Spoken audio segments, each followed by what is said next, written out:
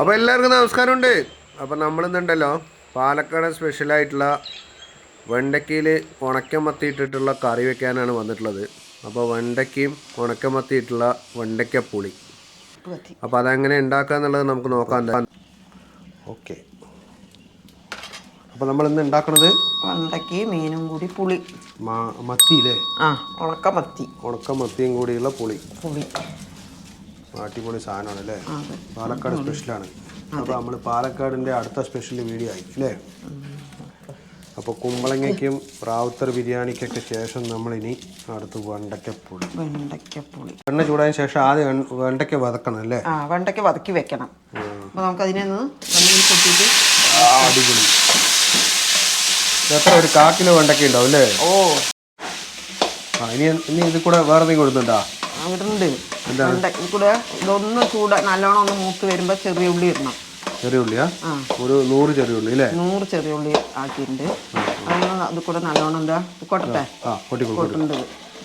ഇതും കൂടിയിട്ട് ഈ എണ്ണയിലൊന്ന് മൂത്ത് വരട്ടെ. അതിന് ശേഷം നമുക്ക് മീനിൽ താളിച്ചിട്ട് ബാക്കി കാര്യങ്ങൾ. ഇതൊന്ന് നല്ലോണം ഒന്ന് ഇങ്ങനെ മൂത്ത് വന്നിട്ടുണ്ട്. ചെറിയ ഉള്ളിയൊക്കെ നന്നായിട്ടൊന്ന് ചോർന്നു. അപ്പോൾ നമുക്കിതിനെ ഇറക്കി വയ്ക്കാം കേട്ടോ. ഇനി ഉള്ളിമണ്ട വയ്ക്കുക. കുറച്ച് എണ്ണ ഒഴിക്കണം.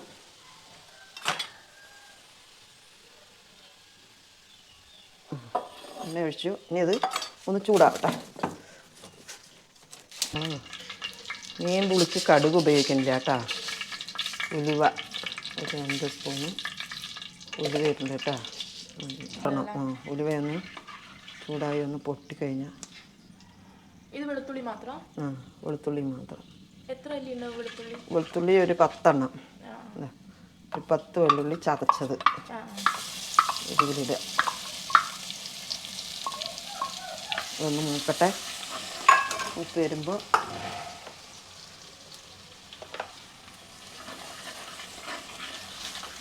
നല്ലൊരു മണം വരട്ടെ വെള്ളുള്ളിൻ്റെ.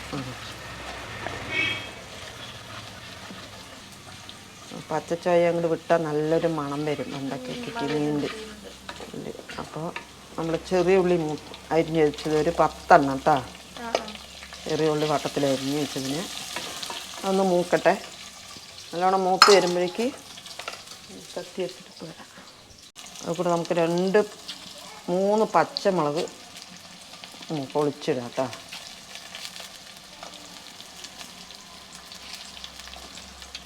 പച്ചമുളക്,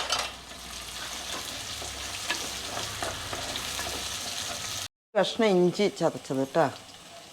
നന്നായിട്ടൊന്ന് ചതച്ചത്. അതൊന്ന് മൂത്ത് വരുമ്പോൾ 2 കൊത്ത് കറുവേപ്പില. അത് നമ്മുടെ നാടൻ കറുവേപ്പില തന്നെയാണ്, വീട്ടിലത്തെ കറുവേപ്പിലയാണ്. പിന്നെ ഒരു തക്കാളി, ഒരു വലിയ തക്കാളി. എന്താ വെച്ചാൽ നമ്മൾ പുളി ഒഴിക്കുന്നുണ്ട്, അതുകൊണ്ട് ഒരു തക്കാളി പേരിന് ഒരു തക്കാളി ഇടുക. എന്നിട്ട് അതൊന്ന് നല്ലോണം നല്ല വതക്കി സെറ്റായി വരണം. ഒന്ന് ഉടഞ്ഞ് ശരിയായി വരണം. ഒന്ന് ഉടയട്ടെ. അതിൽ കുറച്ച് ഉപ്പ് ഇടുന്നുണ്ട് കേട്ടോ. കുറച്ച് ഇതിലേക്കുള്ളൊരു കുറച്ച് ഉപ്പ് കല്ലിട്ടിട്ട്. പിന്നെ നമുക്ക് വെണ്ടയ്ക്കും ഇതൊക്കെ കൊട്ടുമ്പോൾ പാകത്തിന് ഉപ്പ് വേണ്ടതിടാം. ഒന്ന് ഉടഞ്ഞ് സെറ്റായി വരാം.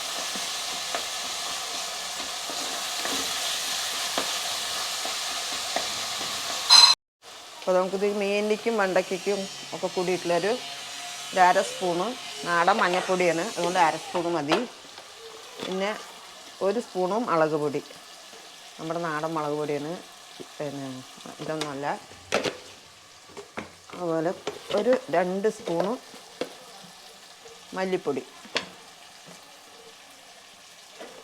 2 സ്പൂൺ. അതൊന്ന് നല്ലോണം ഈ മുളകിൻ്റെയും മല്ലിപ്പൊടിൻ്റെയും മഞ്ഞൾപ്പൊടിൻ്റെയും കൂടിയിട്ടുള്ള മണം പോകുന്ന വരെ നന്നായിട്ടൊന്ന് വതക്കി നല്ല സെറ്റാവണം. എന്നാലേ അതിൻ്റെ ആ മുളകിൻ്റെ ചൊയ വിടുള്ളൂ. നമുക്കെന്നെ മണം അതിൻ്റെ ആ ഒരു ഇത് വരുന്നുണ്ട്, കാരം വരുന്നുണ്ട്. അപ്പോൾ അത് ഒന്ന് ഇളക്കുക. ലേശമാണ് ഞാൻ അടി പിടിക്കാണ്ടിരിക്കാൻ ശേഖരം എണ്ണ വയ്ക്കുക. അപ്പോൾ അത് നമ്മളിതൊന്ന് സെറ്റായി വന്നിട്ടുണ്ട്. ഇനി നമ്മൾ പുളി പിഴിഞ്ഞ് വെച്ചിട്ടുണ്ട്, അതൊന്നും കൂടിയിട്ട് എനിക്ക് സെറ്റ് പൊടിയൊന്നും പെടാണ്ട് അരിച്ചെടുത്തു.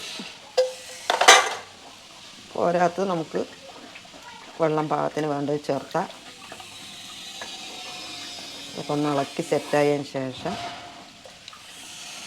അപ്പോൾ നമ്മുടെ വെണ്ടയ്ക്കയുടെ ചേരുവകളൊക്കെ ചേർന്ന് പുളി റെഡി ആയിട്ടുണ്ട്. അത് ഒഴിച്ചു നമുക്ക് പാകത്തിന് നമുക്ക് കൂട്ടാനുള്ള വെള്ളം ഒഴിച്ച് വയ്ക്കാം. ചൂടുവെള്ളമാകുമ്പോൾ എളുപ്പത്തിൽ പച്ചവെള്ളത്തിനെക്കാട്ടി നല്ല ചൂടുവെള്ളമാണ്. അപ്പോൾ അത് വേഗം ഒന്ന് തിളച്ച് സെറ്റ് ചെയ്യാനും ഒക്കെ റെഡിയായി. ഇനി നമുക്കിത് തിളക്കിച്ചിട്ട് വെണ്ടയ്ക്കയും മീനും കൂടിയിട്ട് വെണ്ടയ്ക്കയും ഉള്ളിയും കൂടിയിട്ട് ഒന്ന് സെറ്റാകാൻ വേണ്ടിയിട്ട് മുളക് വെള്ളത്തിൽ കൂടെ ഉപ്പിട്ട് ഒന്ന് തിളപ്പിക്കുക. എന്നാലും ഇതിൻ്റെ മുളകും ഉപ്പും എല്ലാം ഈ പുളിയിൽ കൂടെ പിടിക്കുള്ളൂ. അപ്പോൾ വെണ്ടയ്ക്കയും ഉള്ളിയും ചെറിയ ഉള്ളിയും കൂടി വറക്കിയത് നമ്മളിതിലേക്ക് സെറ്റ് ചെയ്തു. ഇനി ഇത് നന്നായിട്ട് ഒന്ന് തിളച്ച് വന്നതിന് ശേഷം നന്നായിട്ട് തിളച്ച് സെറ്റായി വന്നതിന് ശേഷം നമുക്ക് മീനിടാം. മീൻ ഇടണമെങ്കിൽ വെണ്ടയ്ക്ക ഒന്ന് തിളച്ച് ഒന്ന് വേകണം. അപ്പോൾ നമ്മുടെ വെണ്ടയ്ക്കപ്പുളി തിളച്ചിട്ടാ.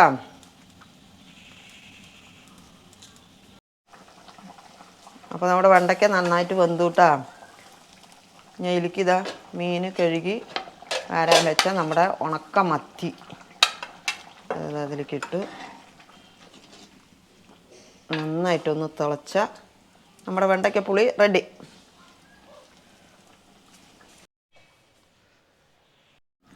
അപ്പോൾ നമ്മുടെ വെണ്ടയ്ക്കയും മീനും ചെറിയുള്ളിയും കൂടിയിട്ടാണ് പുളി വെച്ചത്. അത് റെഡി ആയിട്ടുണ്ട്. അപ്പോൾ നമുക്കിത് അടുപ്പിൻ്റെ മുകളിൽ നിന്ന് ഒന്ന് ഇറക്കുക. നല്ലതിടാട്ടോ. നമ്മുടെ അരിയും കൊണ്ട് പപ്പടം ഉണ്ടാക്കിയാണ്. 2 ജീരകത്തിൻ്റെ മണി 2 എള്ളും കൂടി ചേർത്ത് അരച്ചിട്ട് ഉണ്ടാക്കിയ പപ്പടമാണ്. അതെങ്ങനെയുണ്ടെന്ന് നമുക്ക് ടേസ്റ്റ് ചെയ്ത് നോക്കാം. അപ്പോൾ ഗൈസ് നമ്മുടെ ഇന്നത്തെ വെണ്ടയ്ക്കപ്പുളി റെഡി ആയിട്ടുണ്ട്. അപ്പോൾ നോക്ക്, നമ്മൾ ഇന്ന് അമ്മ ഉണ്ടാക്കിയത് തന്നെയാണ് വെണ്ടയ്ക്കപ്പുളി. അപ്പോൾ ബാക്കി കാര്യങ്ങളൊക്കെ നമ്മൾ എങ്ങനെ ഉണ്ടാക്കി എന്നുള്ളതൊക്കെ അല്ലേ, അത് നിങ്ങളൊന്ന് കണ്ടിട്ടുണ്ടാവും എന്ന് വിചാരിക്കുന്നു. അപ്പോൾ നമുക്ക് എന്തായാലും ടേസ്റ്റ് നോക്കാം. എന്തായാലും ടേസ്റ്റ് നോക്കാൻ നമുക്കിന്ന് സ്പെഷ്യൽ ഗസ്റ്റ് ഉണ്ട്. ആരെയാണ് സ്പെഷ്യൽ ഗസ്റ്റ്? ആര് റെഡി അല്ലേ? നീ കഴിച്ചോ? ഞാൻ കഴിച്ചിട്ട് പറയില്ല, നീ കഴിച്ചിട്ട് പറ. നമുക്ക് സ്പെഷ്യൽ പപ്പടവും നമ്മൾ വീട്ടിലുണ്ടാക്കിയ പപ്പടവും ചോറും വെണ്ടയ്ക്കപ്പുളിയും കഴിക്കേ. കഴിച്ചു എല്ലാവരും കഴിച്ചോ. കഴിക്കേ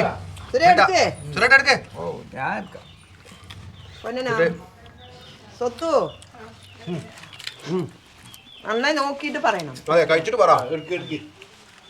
നിങ്ങൾ എടുത്തോളൂ. എങ്ങനെയുണ്ട്? കൈകൊണ്ട് എടുക്കേ. നന്നായിട്ടുണ്ട്. മീൻ കൊണ്ടാ? മീൻ വേണം.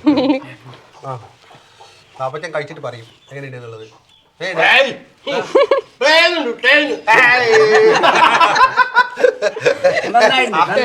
അമ്മ ഉണ്ടാക്കിയതുകൊണ്ട് അച്ഛൻ ചുമ്മാ അടിച്ചിറക്കാണ്. ആര് പറയും കറക്റ്റ്? അപ്പൊ നമുക്ക് കഴിക്കാം അല്ലേ? ചെറിയ